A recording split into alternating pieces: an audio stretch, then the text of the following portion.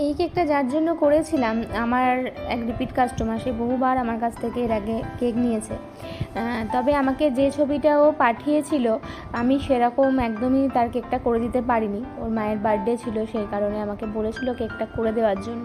তবে যে ছবিটা আমাকে পাঠানো হয়েছিল, আমি ছবিটা দেখেই তাকে বলি আমি একদম সেমভাবে করতে পারবো না, কারণ ওই ছবিটার মধ্যে যে সমস্ত জিনিসপত্র দেওয়া ছিল, আর সেই সমস্ত জিনিস আমার কাছে সেই মুহূর্তে ছিল না।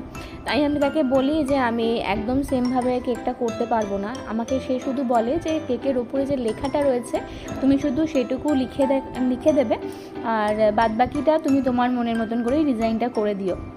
আমি কিছুটা একই রকম করার চেষ্টা করেছি, কিন্তু পুরোপুরি একদমই এক হয়নি, কিন্তু তাও তাদের কেকটা খুবই ভালো লেগেছে। তোমাদেরও যদি ভালো লেগে থাকে তাহলে কিন্তু অবশ্যই আমার চ্যানেলটাকে সাবস্ক্রাইব করো, লাইক, কমেন্ট অ্যান্ড শেয়ার করে কিন্তু পাশে থাকতে ভুলো না।